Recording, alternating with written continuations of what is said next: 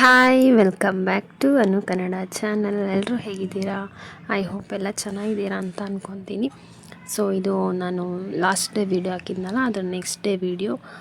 ಮಾರ್ನಿಂಗಿಂದ ಹಿಡಿದು ನೈಟ್ವರೆಗೂ ಇದೆ ಈ ವಿಡಿಯೋ. ಈ ವಿಡಿಯೋನಲ್ಲಿ ಒಂದು ರೈಸಿಗೆ ಸೂಟ್ ಆಗುವಂಥ ಒಂದು ಟೊಮೊಟೊ ಮಸಾಲನ ತೋರಿಸ್ತಾ ಇದ್ದೀನಿ. ಅದಾದಮೇಲೆ ಇವತ್ತೊಂದು ಫಂಕ್ಷನ್ ಇತ್ತು, ಎಂಗೇಜ್ಮೆಂಟ್ ಫಂಕ್ಷನು. ಸೊ ಅಲ್ಲಿಗೂ ಹೋಗಿದ್ವಿ. ಸೊ ವಿಡಿಯೋನ ಪ್ಲೀಸ್ ಎಲ್ಲರೂ ಸ್ಕಿಪ್ ಮಾಡದೆ ನೋಡಿ. ಹಾಗೆ ವಿಡಿಯೋ ಇಷ್ಟ ಆದರೆ ಲೈಕ್ ಮಾಡಿ.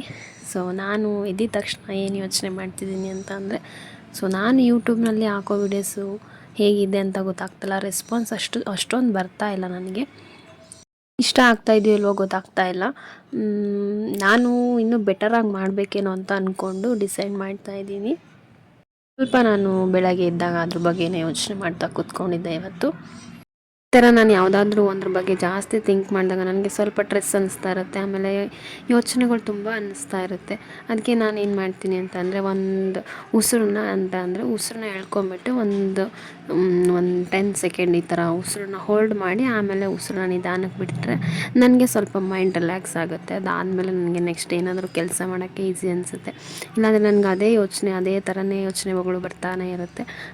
ಈ ಥರ ನಾನು ಉಸಿರು ಎಳ್ಕೊಂಡು ಸ್ವಲ್ಪ ಹೊತ್ತು ಹೋಲ್ಡ್ ಮಾಡಿ ರಿಲ್ಯಾಕ್ಸ್ ಮಾಡ್ಕೊಳ್ಳೋದು ನನಗೆ ಅವಾಗವಾಗ ರೂಢಿ ಆಗಿಬಿಟ್ಟಿದೆ. ನಾನು ಅದನ್ನ ಅವಾಗವಾಗ ಫಾಲೋ ಮಾಡ್ತಾಯಿರ್ತೀನಿ. ನನಗೆ ಜಾಸ್ತಿ ಟೆನ್ಷನ್ ಆದಾಗ ಇಲ್ಲ ತಲೆನೋವು ಬಂದಾಗ ಈ ಥರ ನಾನು ಒಂದು ಎಕ್ಸಸೈಸ್ ಮಾಡಿಕೊಂಡ್ರೆ ನನಗೆ ಸ್ವಲ್ಪ ಮೈಂಡ್ ರಿಲ್ಯಾಕ್ಸ್ ಆಗ್ತಾ ಇರುತ್ತೆ. ಒಂದು ಸತಿ ನೀವು ಟೆಸ್ಟ್ ಮಾಡಿ ನೋಡಿ. ಜಾಸ್ತಿ ಓವರ್ ಟೆನ್ಷನ್ ಆದಾಗ, ಏನಾದರೂ ಒಂದೇ ಕಡೆ ಯೋಚನೆ ಮಾಡ್ತಿದ್ದಾಗ ಈ ಥರ ಮಾಡೋದ್ರಿಂದ ಸ್ವಲ್ಪ ರಿಲ್ಯಾಕ್ಸ್ ಅಂತ ಅನಿಸುತ್ತೆ. ಇನ್ನು ನನಗೆ ಇನ್ಸ್ಟಾಗ್ರಾಮಲ್ಲಿ 500 ಫಾಲೋವರ್ಸ್ ಆಗಿದ್ದಾರೆ. ಸೊ ನನಗೆ ಇದು ತುಂಬಾ ಖುಷಿ ಅಂತ ಅನಿಸುತ್ತೆ. ಇನ್ಸ್ಟಾಗ್ರಾಮಲ್ಲಿ ನನಗೆ ಮುಂಚೆ 145 ಇತ್ತು ಫಾಲೋವರ್ಸು. ನಾನು ಯಾವುದು ಜಾಸ್ತಿ ರೀಲ್ಸ್ ಏನು ಅಪ್ಲೋಡ್ ಮಾಡ್ತಿರಲಿಲ್ಲ. ಇವಾಗ ಜಾಸ್ತಿ ರೀಲ್ಸ್ ಎಲ್ಲ ಅಪ್ಲೋಡ್ ಮಾಡೋದ್ರಿಂದ ನನಗೆ ಅಂದರೆ ಫಾಲೋವರ್ಸ್ ನನಗೆ ಜಾಸ್ತಿ ಆಗ್ತಾ ಹೋಗಿದ್ದಾರೆ. ಇನ್ನು ಯೂಟ್ಯೂಬ್ನಲ್ಲಿ ನಾನು ಎಷ್ಟೊಂದು ಎಫರ್ಟ್ ಹಾಕ್ತಾಯಿದ್ದೀನಿ, ಆದರೂ ಅದರಲ್ಲಿ ಸ್ವಲ್ಪ ಕಮ್ಮಿ ಇದೆ. ಅಂದರೆ ಯಾಕೆ ಅಂತಂದರೆ ಯೂಟ್ಯೂಬ್ ಪ್ಲಾಟ್ಫಾರ್ಮೇ ಅಂಥದ್ದಲ್ವ, ನಾವೆಷ್ಟು ಎಫರ್ಟ್ ಹಾಕ್ತೀವೋ ಅಷ್ಟು ಕಮ್ಮಿನೇ ಇಲ್ಲಿ. ಅಂದರೆ ನಾವೆಷ್ಟು ಜಾಸ್ತಿ ಎಫರ್ಟ್ ಹಾಕಿದರೂ ಅದು ಕಮ್ಮಿನೇ ಅಂತ ಅನ್ನಿಸ್ತಾ ಇರುತ್ತೆ. ಇನ್ನು ಯೂಟ್ಯೂಬ್ ವಿಚಾರಕ್ಕೆ ಬಂತು ಅಂತಂದರೆ 143 ಏನೋ ಸಬ್ಸ್ಕ್ರೈಬರ್ ಇದ್ದಾರೆ. ಏಕೆ ಅಂತಂದರೆ ನಾನು ಸ್ವಲ್ಪ ವೀಡಿಯೋಸ್ ಸ್ಟಾಪ್ ಮಾಡಿದ್ರಿಂದ ಅದು ಡಿಲೇ ಆಯಿತೋ ಇಲ್ಲ ನನ್ನ ವೀಡಿಯೋಸ್ಗಳು ಅಪ್ಲೋಡ್ ಮಾಡೋದು ಲೇಟ್ ಆಗ್ತಿದೆಯೋ ಗೊತ್ತಾಗ್ತಾಯಿಲ್ಲ. ನನಗೆ ಎಷ್ಟಾಗುತ್ತೋ ಆದಷ್ಟು ನಾನು ಟ್ರೈ ಮಾಡ್ತಾಯಿದ್ದೀನಿ. ಸೊ ಯಾವ ಥರ ವೀಡಿಯೋಸ್ ಬೇಕು ಅನ್ನೋದು ನನಗೆ ಗೊತ್ತಾಗ್ತಾ ಇಲ್ಲ. ಸೊ ನಿಮ್ಗೆ ಯಾವ್ಯಾವ ಥರ ವೀಡಿಯೋಸ್ ಏನಾದರೂ ಬೇಕು ಅಂತ ಅನಿಸಿದರೆ ಆ ಥರ ನನಗೆ ಕಮೆಂಟ್ ಮಾಡಿ ತಿಳಿಸಿ. ನಾನು ಆದಷ್ಟು ಟ್ರೈ ಮಾಡೋಕ್ಕೆ ನೋಡ್ತೀನಿ. ದಿನ ಆದಮೇಲೆ ಇವತ್ತೊಂದು ರೀಲ್ಸ್ ಮಾಡಬೇಕು ಅಂತ ಅನ್ನಿಸ್ತು. ನಾನು ಮುಂಚೆ ಎಲ್ಲ ಜಾಸ್ತಿ ರೀಲ್ಸ್ ಎಲ್ಲ ಮಾಡ್ತಾಯಿದ್ದೆ. ಇವಾಗ ಸ್ವಲ್ಪ ಕಮ್ಮಿ ಆಗಿಬಿಟ್ಟಿದೆ. ಮಕ್ಕಳನ್ನ ನೋಡ್ಕೊತಾ ಇರ್ತೀವಲ್ಲ, ನಮ್ಗೆ ಅದೇ ಕೆಲಸ ಜಾಸ್ತಿ ಅನಿಸ್ತಾ ಇರುತ್ತೆ. ಇನ್ನು ರೀಲ್ಸ್ ಮಾಡೋಕ್ಕೆಲ್ಲ ಟೈಮೇ ಅನಿಸಲ್ಲ. ಇನ್ನು ಹೆಂಗೂ ಬೆಳಗ್ಗೆ ಫ್ರೀಯಾಗೇ ಇದ್ದೆ, ಮಕ್ಕಳೆಲ್ಲ ಮಲ್ಕೊಂಡಿದ್ರಲ್ಲ, ಹಂಗಾಗಿ ಒಂದು ಮಾಡಿಬಿಡೋಣ ಅಂತ ಅನಿಸಿದ ತಕ್ಷಣ ಮಾಡಿದರೆ ಅದಾಗುತ್ತೆ ಅಂತ ಆವಾಗಲೇ ಹೇಳಿದ್ನಲ್ಲ, ಹಂಗೆ ಅದು ಅನ್ನಿಸ್ತು. ಹಂಗಾಗಿ ಒಂದು ರೀಲ್ಸ್ ಮಾಡಿ ಅಪ್ಲೋಡ್ ಮಾಡಿದೆ. ಡಿಸ್ಕ್ರಿಪ್ಷನಲ್ಲಿ ನಾನು ಇನ್ಸ್ಟಾಗ್ರಾಮ್ದು ಲಿಂಕ್ ಕೊಟ್ಟಿದ್ದೀನಿ. ಯಾರಿಗಾದರೂ ಇಂಟ್ರೆಸ್ಟ್ ಇದ್ದರೆ ಹೋಗಿ ಚೆಕ್ ಮಾಡಿ ನೋಡ್ಬೋದು, ನಾನು ರೀಲ್ಸ್ ಎಲ್ಲ ಅಪ್ಲೋಡ್ ಮಾಡಿರೋದನ್ನು. ಇನ್ನು ಚಳಿಗಾಲ ಸ್ಟಾರ್ಟ್ ಆಯಿತು. ಬೆಳಗ್ಗೆನೇ ಎದ್ಬಿಟ್ಟು ನಾನು ಸ್ವಲ್ಪ ಸ್ಕಿನ್ ಕೇರ್ ಅಂತ ಅಂದರೆ, ನಾನು ಜಾಸ್ತಿ ಸ್ಕಿನ್ ಕೇರ್ ಯಾವುದು ಏನೂ ಮಾಡೋದಿಲ್ಲ. ಸ್ವಲ್ಪ ಕೊಬ್ಬರಿ ಎಣ್ಣೆನ ಹಚ್ಕೊಂಡ್ಬಿಡ್ತೀನಿ ಅಷ್ಟೇ. ಅಂದರೆ ಫೇಸ್ ಎಲ್ಲ ಡ್ರೈ ಅನಿಸಿರುತ್ತೆ. ಇವಾಗ ಬೇರೆ ಸ್ವಲ್ಪ ಚಳಿಗಾಲ ಅಲ್ವಾ, ಹಂಗಾಗಿ ಸ್ವಲ್ಪ ಕೊಬ್ಬರಿ ಎಣ್ಣೆ ಎಲ್ಲ ಫೇಸ್ಗೆ ಅಪ್ಲೈ ಮಾಡಿದರೆ ಸ್ವಲ್ಪ ಈ ಚಳಿಗೆ ಹೊಡೆಯೋದೆಲ್ಲ ಕಮ್ಮಿ ಆಗುತ್ತೆ ಅಂತ ಹೇಳ್ಬಿಟ್ಟು ನಾನು ಎದ್ದಿದ ತಕ್ಷಣನೇ ಹಚ್ಕೊಂಡ್ಬಿಡ್ತೀನಿ. ನನಗೆ ಆಮೇಲೆ ಅಂತಂದರೆ ಮರ್ತೋಗ್ಬಿಡ್ತೀನಿ. ಅದಕ್ಕೆ ನಾನು ಯಾವಾಗ ಫ್ರೀ ಇರ್ತೀನೋ ನಾನು ಅವಾಗೇ ಹಚ್ಕೊಂಡ್ಬಿಡ್ತೀನಿ. ಒಂದು ಸತಿ ನೆನಪಾದಾಗ ಮಾಡಿದರೆ ಅದು ಕೆಲಸ ಆಗಿಬಿಡುತ್ತೆ. ಇಲ್ಲ ಅಂತಂದರೆ ಆ ಕೆಲಸ ಮುಗಿಯೋದೇ ಇಲ್ಲ. ಆಮೇಲೆ ಅನ್ಕೊತಾ ಇದ್ದರೆ ಅದು ಆಗೋದೇ ಇಲ್ಲ. ಒಂದೊಂದು ಟೈಮಲ್ಲಿ ನನಗೆ ಅನಿಸಿರುತ್ತೆ, ನೆನಪಾಗಿದ ತಕ್ಷಣ ನಾನು ಮಾಡ್ಕೊಂಬಿಟ್ರೆ ಅದು ಮುಗಿದ್ಬಿಡುತ್ತೆ. ಆಮೇಲೆ ಮಾಡೋಣ ಬಿಡು ಅಂತ ಅಂದ್ಕೊಂಡ್ರೆ ಅದು ಆಗೋದೇ ಇಲ್ಲ. ಆ ಥರ ಆಗೋಗ್ಬಿಡುತ್ತೆ. ಇನ್ನು ಕೊಬ್ಬರಿ ಎಣ್ಣೆ ಬಂದುಬಿಟ್ಟು ಪ್ಯೂರ್ ಕೊಬ್ಬರಿ ಎಣ್ಣೆ, ಏನು ಕೊಬ್ಬರಿನ ತೊಗೊಂಡೋಗಿ ಮಿಲ್ಗೆ ಹಾಕಿಸ್ಕೊಂಡು ಅದರಲ್ಲಿ ಎಣ್ಣೆ ತೆಗ್ದಿರೋದು. ಆ ಎಣ್ಣೆಗೆ ಸ್ವಲ್ಪ ಮೆಂತ್ಯ ಮತ್ತು ಕರಿಬೇವು ಹಾಕಿಬಿಟ್ಟು ಅದನ್ನು ಕಾಯಿಸ್ಬಿಟ್ಟು ನಾನು ಎತ್ತಿಟ್ಟಿರ್ತೀನಿ. ಅದನ್ನೇ ಡೈಲಿ ಯೂಸ್ ಮಾಡೋದು.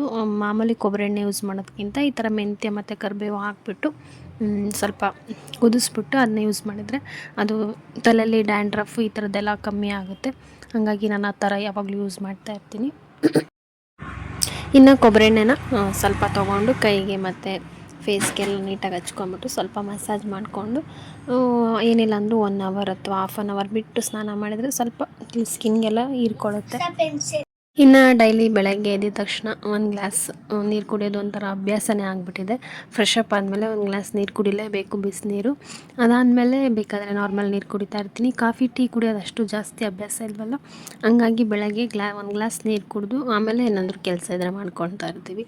ನೀರು ಎಷ್ಟು ಅಗತ್ಯ ಅಂತ ಅಂದರೆ, ಒಂದು ಗ್ಲಾಸ್ ನೀರು ಕುಡಿದ್ರೆ ಎಷ್ಟೋ ತನಕ ನಮಗೆ ಒಂದು ಬಾಡಿ ಸುಧಾರಿಸ್ತಾ ಇರುತ್ತೆ. ಅಕಸ್ಮಾತ್ ಮತ್ತೆ ಏನಾದರೂ ಸುಸ್ತಾಯಿತು ಒಂಥರ ಅಂತ ಅನಿಸಿದರೆ ಆವಾಗ ಒಂದು ಗ್ಲಾಸ್ ನೀರು ಕುಡಿದ್ರೆ ಸಾಕು. ಆವಾಗ ಎಷ್ಟೋ ಒಂದು ಸ್ವಲ್ಪ ರಿಲ್ಯಾಕ್ಸ್ ಆಗುತ್ತೆ. ಒಂದು ಹಾಫ್ ಆನ್ ಅವರ್ ತನಕ ಏನೂ ಬೇಕು ಅಂತಲೇ ಅನಿಸಲ್ಲ, ಅಷ್ಟು ನೀರು ಇಂಪಾರ್ಟೆಂಟ್ ಆಗಿರುತ್ತೆ ಬಾಡಿಗೆ. ಹಂಗಾಗಿ ನಾನು ಬೆಳಗ್ಗೆ ಒಂದು ಜಾಸ್ತಿ ನೀರು ಕುಡಿತಾನೆ ಇರ್ತೀನಿ ಇವಾಗ. ನಮ್ಮ ಮಕ್ಳ ಕೆಲಸ ಒಂದ ಎರಡ, ಅದರಲ್ಲೂ ಇವಾಗ ಇಬ್ಬರಾಗಿದ್ದಾರೆ. ಮುಂಚೆ ಅಂದರೆ ಯಶ್ವಿಕ್ ಒಬ್ಬನೇ ಇದ್ದ, ಆವಾಗ ಸ್ವಲ್ಪ ಕಮ್ಮಿ ಇತ್ತು, ಜಾಸ್ತಿ ಏನು ಅಷ್ಟೊಂದು ಕಿತ್ತಾಕ್ತಾ ಇರಲಿಲ್ಲ. ಇವಾಗ ಇಬ್ಬರು ಸೇರಿಕೊಂಡು ನಾನೆಚ್ಚೋ ನೀನೆಚ್ಚೋ ಅಂತ ಎಲ್ಲ ಕಿತ್ತಾಕ್ತಾನೆ ಇರ್ತಾರೆ. ಅಂದರೆ ಅವಳಿಗೆ ಸ್ವಲ್ಪ ಅಷ್ಟು ಗೊತ್ತಾಗಲ್ಲ, ಆದರೂ ಇವನು ಎಲ್ಲ ತೋರಿಸ್ತಾ ಇರ್ತಾರಲ್ಲ, ಇವಳನ್ನ ನೋಡಿ ನೋಡಿ ಅವಳು ಎಲ್ಲ ಕಲಿತಾ ಇದ್ದಾಳೆ ಇವಾಗ. ಸ್ವಲ್ಪ ಜಾಸ್ತಿ ಅವಳಿಗೆ ಏನು ಮಾಡಬೇಕು, ಎಲ್ಲಿಕ್ಬೇಕು ಅದೆಲ್ಲ ಗೊತ್ತಾಗ್ತಾ ಇರುತ್ತೆ. ಹಾಗಾಗಿ ಅವಳು ಸ್ವಲ್ಪ ಜಾಸ್ತಿ ತಲಾಟೆ ಮಾಡೋದು ಕಲ್ತ್ಬಿಟ್ಟಿದ್ದಾಳೆ. ನೈಟು ನಾನು ಅಡುಗೆ ಮಾಡ್ಕೊತ ಆ ಕಡೆ ಒಳಗಡೆ ಕಿಚನಲ್ಲಿ ಇದ್ಬಿಟ್ಟೆ. ಹಂಗಾಗಿ ಬುಕ್ಸು ಏನು ಹೋಮ್ವರ್ಕ್ ಮಾಡ್ತಾ ಇವನು ಹೋಮ್ವರ್ಕ್ ಮಾಡುವಾಗ ಅವಳೆಲ್ಲ ಬಂದು ಕಿತ್ತಾಕೋದಾಗಲಿ ಏನಾದರೂ ಮಾಡೋದಾಗಲಿ ಈ ಥರ ಮಾಡ್ತಾನೆ ಇರ್ತಾರೆ. ಬುಕ್ಕೆಲ್ಲ ಹರಿದ್ಬಿಟ್ಟು ಹಂಗೆ ಮಲ್ಕೊಂಬಿಟ್ಟಿದ್ದಾರೆ. ನಾನು ನೋಡಿರಲಿಲ್ಲ ಅಬ್ಸರ್ವ್ ಮಾಡಿ, ಅದಕ್ಕೆ ಬೆಳಗ್ಗೆ ಎದ್ಬಿಟ್ಟು ನೋಡಿದ್ನಲ್ಲ, ಹಂಗಾಗಿ ಅದನ್ನ ಆವಾಗಲೇ ಗಮ್ ಹಾಕ್ಬಿಟ್ಟು ಅಂಟಾಕ್ಬಿಟ್ಟು ಇಟ್ಬಿಟ್ರೆ ಇನ್ನು ಅವನಿಗೆ ಈಸಿ ಆಗುತ್ತೆ. ನಾನು ಏನಾದರೂ ನೋಡ್ದಲ್ಲ ಹಂಗೆ ಇಟ್ಬಿಟ್ರೆ ಅದು ಹಂಗೆ ಇರುತ್ತೆ ಅಂತ ಹೇಳ್ಬಿಟ್ಟು ಗಮ್ ಹಾಕ್ಬಿಟ್ಟು ಒಂದು ಏನು ಬ್ಯಾಗ್ ಇರುತ್ತಲ್ಲ ಪ್ಯಾಕ್ ಮಾಡಿ ಎತ್ತಿಕ್ಬಿಟ್ಟೆ. ಇನ್ನು ಹೆಂಗಿದ್ರು ಸಂಡೇ ಇತ್ತಲ್ಲ, ಅವತ್ತು ಸ್ಕೂಲ್ ರಜೆ ಇತ್ತಲ್ಲ, ಹಂಗಾಗಿ ಬ್ಯಾಗ್ ಪ್ಯಾಕ್ ಮಾಡಿ ಒಂದು ಹತ್ರ ಎತ್ತಿಟ್ಬಿಟ್ರೆ ಇನ್ನು ಅದು ತೆಗಿಯೋದೇ ಬೇಡ ಅಂತೇಳ್ಬಿಟ್ಟು ಒಂದು ಸೈಡ್ಗೆ ಇಟ್ಬಿಟ್ರೆ ಮುಗೀತು. ಇಲ್ಲ ಅಂತಂದರೆ ನನ್ನ ಮಗಳು ಮತ್ತೆ ಬ್ಯಾಗ್ ತೆಗೆಯೋದು, ಮತ್ತು ಅವ್ನ ಬುಕ್ ತೆಗೆಯೋದು, ಪೆನ್ಸಿಲ್ ತೊಗೊಳ್ಳೋದು, ಗೀಚೋದು, ಬರೀ ಇದೇ ಮಾಡ್ತಿರ್ತಾಳೆ. ಅವ್ನ ಬುಕ್ಕಂತೂ ನೋಟ್ಬುಕ್ ಅನ್ನೋ ಥರನೇ ಇರಲ್ಲ, ಎಲ್ಲ ರಫ್ ಬುಕ್ ಮಾಡಿಬಿಟ್ಟಿರ್ತಾಳೆ, ಆ ಥರ ಮಾಡ್ತಿರ್ತಾಳೆ. ಅದಾದಮೇಲೆ ಇನ್ನು ನಾನು ಕಿಚನು ರಾತ್ರಿ ಯಾವುದೂ ಕ್ಲೀನ್ ಮಾಡಿರಲಿಲ್ಲ, ಹಾಗೆ ಮಲ್ಕೊಂಬಿಟ್ಟಿದ್ದೆ. ಇನ್ನು ಬೆಳಗ್ಗೆ ಎದ್ಬಿಟ್ಟು ಫುಲ್ಲೆಲ್ಲ ಕ್ಲೀನ್ ಮಾಡ್ಕೊತಾ ಇದ್ದೆ. ಇನ್ನು ನೈಟು ನಾನು ಕಿಚನ್ ಯಾವುದು ಕ್ಲೀನ್ ಮಾಡಿರಲಿಲ್ಲ, ಪಾತ್ರೆ ಕೂಡ ವಾಶ್ ಮಾಡಿರಲಿಲ್ಲ, ಹಾಗೆ ಮಲ್ಕೊಂಬಿಟ್ಟಿದ್ದೆ. ಹಾಗಾಗಿ ಬೆಳಗ್ಗೆ ಎದ್ಬಿಟ್ಟು ಎಲ್ಲ ಒಂದು ಸತಿ ಕ್ಲೀನ್ ಮಾಡಿಕೊಂಡೆ. ನೈಟೇ ಎಲ್ಲ ಕ್ಲೀನ್ ಮಾಡಿ ಇಟ್ಬಿಟ್ರೆ ಬೆಳಗ್ಗೆ ಎದ್ದ ತಕ್ಷಣ ಕೆಲಸ ಮಾಡ್ಕೊಳ್ಳೋಕೆ ಈಸಿ ಅನಿಸುತ್ತೆ. ಟಿಫನ್ ಮಾಡೋಕ್ಕಾಗಲಿ, ಸ್ಕೂಲಿಗೆ ಏನು ಮಾಡೋದಾಗಲಿ ಅದೆಲ್ಲ ಬೇಗ ತಲೆ ಓಡುತ್ತೆ. ಇನ್ನು ಏನು ಕ್ಲೀನ್ ಮಾಡ್ದಲೇ ಮಲ್ಕೊಂಬಿಟ್ರೆ ಒಂಥರ ಅದೇ ಕೆಲಸನೇ ಒಂದು ಹಾಫ್ ಆನ್ ಅವರ್ ಹಿಡಿದ್ಬಿಡುತ್ತೆ. ಹಾಗಾಗಿ ಜಾಸ್ತಿ ನಾನು ನೈಟೇ ಎಲ್ಲ ಕ್ಲೀನ್ ಮಾಡಿ ಮಲ್ಕೊತೀನಿ. ಕೆಲವೊಂದು ಟೈಮಲ್ಲಿ ಜಾಸ್ತಿ ಮಕ್ಕಳು ಏನಾದರೂ ಆಟ ಮಾಡಿದಾಗ ನಿದ್ದೆ ಬಂದಿರುತ್ತಲ್ಲ, ಅಂಥ ಟೈಮಲ್ಲಿ ನಾನು ಒಂದೊಂದು ಟೈಮಲ್ಲಿ ಹಾಗೆ ಬಿಟ್ಬಿಟ್ಟು ಮಲ್ಕೊಂಬಿಡ್ತೀನಿ. ಇನ್ನು ಇದು ಬಂದುಬಿಟ್ಟು ನಾನು ಕಿಚನಲ್ಲಿ ಇಡೋಕ್ಕೆ ಅಂತ ಮಾಡಿಸ್ಕೊಂಡಿದ್ದು, ಅದ್ರ ಬಗ್ಗೆ ಹೇಳ್ತೀನಿ ನಾನೀಗ. ಇದೇ ಸ್ಟ್ಯಾಂಡ್ ನೋಡ್ತಾ ಇದ್ದೀರಲ್ಲ, ಇದು ಕಿಚನಲ್ಲಿ ಇಟ್ಕೊಳ್ಳೋಣ ಅಂತ ಹೇಳ್ಬಿಟ್ಟು ಏನು ಮೆಜರ್ಮೆಂಟ್ ತೊಗೊಂಡೋಗಿ ಯಾವ ಥರ ಬೇಕೋ ಅದೇ ಥರ ಅಂತ ಹೇಳ್ಬಿಟ್ಟು ಮೆಜರ್ಮೆಂಟ್ ತೊಗೊಂಡೋಗಿ ಮಾಡಿಸ್ಕೊಂಡು ಬಂದಿದ್ದಾರೆ. ಇದು ಮಾಡಿಸ್ಕೊಂಬಂದ್ಮೇಲೆ ಹೆಂಗೆ ಅನ್ನಿಸ್ತಿದೆ ಅಂದರೆ, ಇದೆಲ್ಲಿ ಇದು ಕಿಚನ್ಗಿಂತ ಇದೆ ದೊಡ್ಡದಾಗಿ ಕಾಣ್ಬಿಡುತ್ತೋ. ಫಸ್ಟ್ ಕಿಚನ್ ಸ್ವಲ್ಪ ತುಂಬ ಚಿಕ್ಕದಾಗಿತ್ತಲ್ಲ, ಇದು ಇಟ್ಬಿಟ್ರೆ ಅದೇ ಜಾಸ್ತಿ ಆಗ್ಬಿಡುತ್ತೆ ಜಾಗ ಅಂತ ಅನ್ನಿಸ್ತಾ ಇದೆ. ಅದಕ್ಕೆ ತೊಗೊಂಬಂದಿದ್ದಾರೆ, ಅದನ್ನ ಇಡೋಕ್ಕಾಗ್ತಾಯಿಲ್ಲ ನನಗೆ. ಕಿಚನಲ್ಲಿ ಜಾಗ ಕಮ್ಮಿ ಇರೋದ್ರಿಂದ ಇದನ್ನ ಇಟ್ಬಿಟ್ರೆ ಇದೇ ಜಾಸ್ತಿ ಜಾಗ ತೊಗೊಳುತ್ತೆ ಅಂತ ಹೇಳ್ಬಿಟ್ಟು ಏನು ಮಾಡೋದು ಅಂತ ಯೋಚನೆ ಮಾಡ್ತಾನೆ ಇದ್ದೀನಿ. ಪಾಪ ಕಷ್ಟಪಟ್ಟು ನಾನು ಹೇಳಿದ್ದೀನಿ ಅಂತ ಹೇಳ್ಬಿಟ್ಟು ಅದೇ ಥರನೇ ಮಾಡಿಸ್ಕೊಬಂದಿದ್ದಾರೆ. ಹೇಳಿರೋ ಥರನೇ ಮಾಡಿಸ್ಕೊಂಡ್ಬಂದರೆ ಇವಾಗ ಏನು ಹೇಳ್ತಾ ಇದ್ರು ಅಂತೆಲ್ಲ ಹೇಳಿದ್ರು. ಅದಕ್ಕೆ ನೋಡ್ತೀನಿ ಯಾವ ಥರ ಅಡ್ಜಸ್ಟ್ ಆಗುತ್ತೋ ಆ ಥರ ಅಡ್ಜಸ್ಟ್ ಮಾಡ್ಕೊಂಡು ಇಟ್ಕೊಬೇಕು. ಹಾಗಂತ ವೇಸ್ಟ್ ಅಂತೂ ಮಾಡಲ್ಲ ನಾನು. ಯಾವ ಥರ ಅಡ್ಜಸ್ಟ್ ಆಗುತ್ತೋ ಆ ಥರ ಅಡ್ಜಸ್ಟ್ ಮಾಡಿ ಇಟ್ಕೊಬೇಕು. ನನ್ನ ಮಗಳು ಮಾತಾಡ್ತಾ ಇರೋ ಸೌಂಡಿಗೆ ಅವಳಿಗೆ ಕೇಳಿಸ್ಕೊಂಡು ಎದ್ಬಿಟ್ಟು, ನಾನು ಸ್ವಲ್ಪ ಜೋರಾಗಿ ಮಾತಾಡಿದೆ ಅನಿಸುತ್ತೆ, ಅವಳಿಗೆ ಎಚ್ಚರ ಆಗಿಬಿಟ್ಟು ಬಂದು ನಿಂತ್ಕೊಂಡು ನೋಡ್ತಾ ಇದ್ದಾಳೆ. ನಾನು ಅದಕ್ಕೆ ಸೈಲೆಂಟಾಗಿ ನೋಡೋಣ ಅಂಥೇಳಿ ಸೈಲೆಂಟಾಗಿ ನಿಂತ್ಕೊಂಡಿದ್ದೆ. ಇನ್ನು ಎದ್ದಿದ ತಕ್ಷಣ ಒಂಥರ ಮಕ್ಕಳು ನೋಡಿದ್ರೆ ಒಂಥರ ದೇವ್ರನ್ನ ನೋಡ್ದಂಗೆ ಫೀಲ್ ಆಗ್ತಾ ಇರುತ್ತೆ. ಎಷ್ಟು ಕ್ಯೂಟಾಗಿ ಕಾಣಿಸ್ತಾ ಇರ್ತಾರೆ. ಅದೇನೋ ಒಂಥರ ಅವ್ರು ನೋಡಿಬಿಟ್ರೆ ಇರೋ ಅಂಥ ನೋವು, ಕಷ್ಟ, ಟೆನ್ಷನ್ ಎಲ್ಲ ಮರ್ತು ಬಿಡ್ತೀವಿ. ಅಷ್ಟು ಒಂದು ಪಾಸಿಟಿವ್ ಎನರ್ಜಿ ಅವರಲ್ಲೇ ಇರುತ್ತೆ.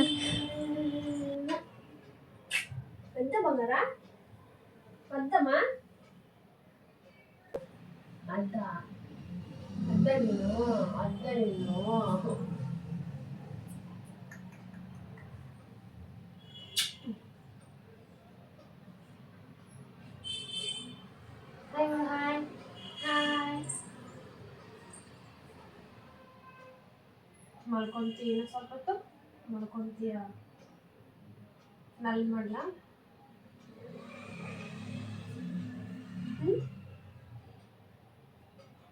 ನಲ್ಲಿ ಮಾಡಬೇಕಾ?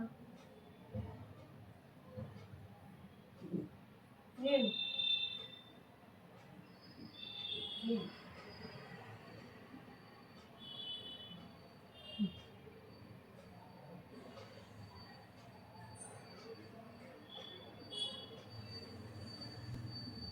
ಇನ್ನು ಇವಳು ಎದ್ಲು. ಇದಾದಮೇಲೆ ಅವನು ಒಂದು ಸ್ವಲ್ಪ ಹೊತ್ತು ಬಿಟ್ಟು ಅವನು ಎದ್ಬಿಟ್ಟ.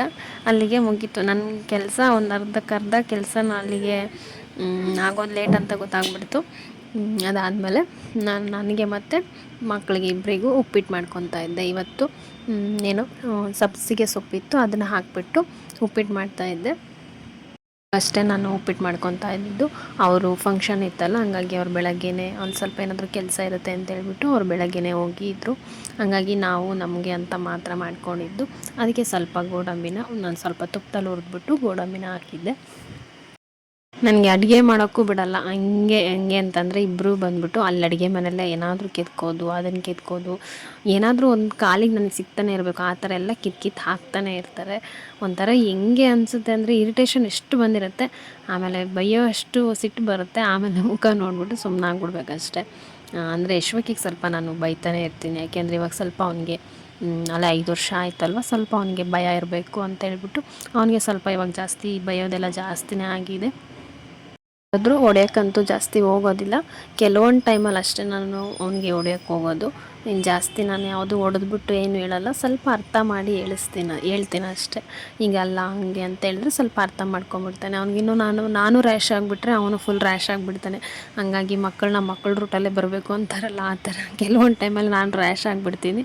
ಇನ್ನು ಕೆಲವೊಂದು ಟೈಮಲ್ಲಿ ಜಾಸ್ತಿ ಟೈಮಲ್ಲಿ ನಾನು ಅವ್ನ ರೂಟಲ್ಲೇ ಹೋಗ್ಬಿಟ್ಟು ಅದೇ ಥರನೇ ಮ್ಯಾನೇಜ್ ಮಾಡ್ಕೊತಿರ್ತೀನಿ. ಹಂಗಾದರೆ ನನಗೆ ಸ್ವಲ್ಪ ಮ್ಯಾನೇಜ್ ಮಾಡೋಕ್ಕಾಗುತ್ತೆ. ಇಲ್ಲಾಂದರೆ ನನಗೆ ಇಬ್ಬರು ನೋಡ್ಕೊಳ್ಳೋದು ತುಂಬಾ ಕಷ್ಟ ಅಂತ ಅನಿಸ್ಬಿಡುತ್ತೆ. ಇನ್ನು ಸಂಡೇ ಇತ್ತಲ್ಲ, ಹಂಗಾಗಿ ಇಬ್ಬರಿಗೂ ತಲೆ ಸ್ನಾನ ಮಾಡೋಣ ಅಂತ ಹೇಳ್ಬಿಟ್ಟು ತಲೆ ಸ್ನಾನ ಮಾಡಿಸಿದೆ. ಅವನಿಗೆ ಸ್ಕೂಲ್ ಇರುತ್ತಲ್ಲ, ಹಂಗಾಗಿ ಯಾವಾಗಲೂ ಸ್ಕೂಲ್ಗೆ ಹೋಗೋ ಟೈಮಲ್ಲಿ ಮಾಡ್ಸೋಕ್ಕೋಗಲ್ಲ. ಈ ಥರ ಸಂಡೇ ಏನಾದರೂ ಇಲ್ಲ ಸ್ಯಾಟರ್ಡೆ ಸಂಡೇ ಈ ಥರ ರಜೆ ಇರುತ್ತಲ್ಲ, ಆವಾಗ ಮಾಡಿಸ್ತೀನಿ. ಇನ್ನು ಅವನು ಸ್ವಲ್ಪ ದೊಡ್ಡವನಾಗಿದ್ದಾನೆ. ಅವನಿಗೆ ಮಾಡಿಸೋದು ಅಷ್ಟೊಂದು ಏನು ಕಷ್ಟ ಅನಿಸಲ್ಲ. ಅವಳಿಗೆ ಮಾಡಿಸೋದು ಸ್ವಲ್ಪ ಮ್ಯಾನೇಜ್ ಮಾಡೋಕ್ಕಾಗಲಿಲ್ಲ. ಯಶ್ವಿಕ್ ಇದ್ನಲ್ಲ, ಹಂಗಾಗಿ ಅವ್ನ ಹೆಲ್ಪ್ ತೊಗೊಂಡೆ. ಅವ್ನು ಸ್ವಲ್ಪ ಹೆಲ್ಪ್ ಮಾಡಿದ ನನಗೆ. ಅಂದರೆ ಏನಂತಂದರೆ ನೀರು ಹಾಕೋದಾಗಲಿ ಅದನ್ನು ಅವ್ನು ಮಾಡಿದ್ದಕ್ಕೆ ಸ್ವಲ್ಪ ಅಡ್ಜಸ್ಟ್ ಆಯಿತು ನನಗೆ. ಹಂಗಾಗಿ ಅವಳಿಗೆ ಕ್ಲೀನಾಗಿ ಸ್ನಾನ ಮಾಡಿಸ್ಕೊಂಡು ಅದಾದಮೇಲೆ ನಾವು ರೆಡಿ ಆಗ್ತಾಯಿದ್ದೆ. ಇನ್ನು 12:15 ಫಂಕ್ಷನ್ ಅಂತೇಳಿದರು. ನಾನು 12:15 ಬಿಡು ಅಂದ್ಕೊಂಡಿದ್ದೆ. ಅದಾದಮೇಲೆ ಮತ್ತೆ ಫೋನ್ ಮಾಡಿ ಇಲ್ಲ 11:15 ರೆಡಿ ಆಗಿಬಿಡು ಹೋಗೋಣ ಬೇಗ ಅಂತೇಳಿದರು. ಏನೇ ಎಷ್ಟೇ ಸರ್ಕಸ್ ಮಾಡಿ ರೆಡಿ ಆದ್ರೂ 11:15 ಆಗಲೇ ಇಲ್ಲ. ಕೊನೆಗೆ ಆಮೇಲೆ ಅವರು ಬಂದು ಸ್ವಲ್ಪ ಹೆಲ್ಪ್ ಮಾಡಿದರು. ಇನ್ನೇನು ಆಲ್ಮೋಸ್ಟ್ ಎಲ್ಲ ರೆಡಿಯಾಗಿದ್ವಿ. ಇನ್ನೇನು ಲಾಸ್ಟಿಗೆ ಇನ್ನೊಂದು ಸ್ವಲ್ಪ ರೆಡಿ ಆಗೋದಿತ್ತು. ಅದಾದಮೇಲೆ ನಾವು 12:15 ಆಯಿತು. ನಾವು ಅಂದ್ಕೊಂಡಂಗೆ 12:15 ಅಷ್ಟೊತ್ತಿಗೆ ಅಲ್ಲೇ ಗಾಡೀಲಿ ಹೋಗ್ತಾ ಇದ್ವಿ. ಫಂಕ್ಷನ್ ಬಂದ್ಬಿಟ್ಟು ಎಂಗೇಜ್ಮೆಂಟ್ ಫಂಕ್ಷನ್ನು. ನನ್ನ ಮಗಳಂತೂ ಫುಲ್ ವೈಟ್ ಆ್ಯಂಡ್ ವೈಟಲ್ಲಿ ಸೂಪರಾಗಿ ಕಾಣಿಸ್ತಾ ಇದ್ಲು. ಒಂಥರ ಕ್ಯೂಟಾಗಿ ಚೆನ್ನಾಗಿ ಕಾಣಿಸ್ತಿದ್ಲು.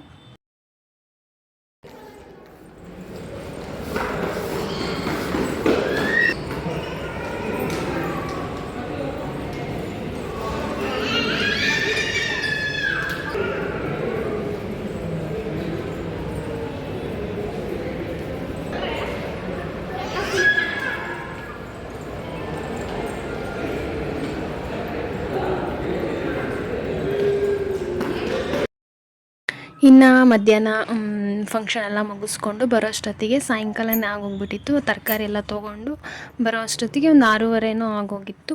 ಅದಾದಮೇಲೆ ಸಾಯಂಕಾಲ ಅಂದರೆ ನಾವು ನೈಟ್ ಊಟಕ್ಕೆ ಏನು ಜಾಸ್ತಿ ಬೇಡ, ಲೈಟಾಗಿ ಏನಾದರೂ ಮಾಡು. ಬೆಳಗ್ಗೆಲ್ಲ ಎದ್ದು ಬೇಗ ಹೋಗಿದ್ರಲ್ಲ, ಸುಸ್ತಾಗ್ಬಿಟ್ಟಿತ್ತು. ಹಂಗಾಗಿ ಲೈಟಾಗಿ ಏನಾದರೂ ಮಾಡು ಅಂತೇಳಿದ್ರು. ಹಂಗಾಗಿ ನಾನು ರೈಸ್ಗೆ ಇಟ್ಬಿಟ್ಟು ಟೊಮೊಟೊ ಗೊಜ್ಜು ರೆಸಿಪಿ ಮಾಡ್ತಾಯಿದ್ದೆ. ಈ ರೆಸಿಪಿ ಬಂದುಬಿಟ್ಟು ನನಗೆ ಅವರೇ ಮಾಡಿ ಕೊಟ್ಟಿದ್ದು ಒಂದು ಸತಿ. ಹಂಗಾಗಿ ನಾನು ಅದನ್ನೇ ಇವತ್ತು ಟ್ರೈ ಮಾಡ್ತಾಯಿದ್ದೆ. ಚೆನ್ನಾಗಿ ಅನಿಸಿತ್ತು. ನಾನು ಯಾವಾಗಲೂ ಈ ಥರ ಮಾಡಿರಲಿಲ್ಲ.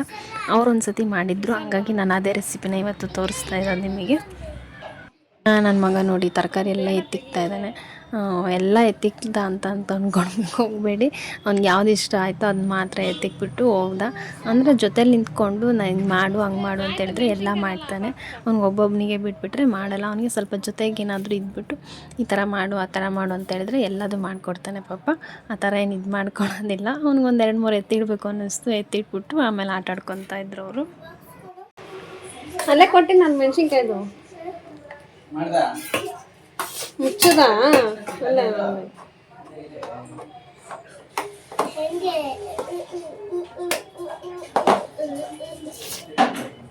ಇದು ಸ್ವಲ್ಪ ಇಡ್ಸಲ್ಲ.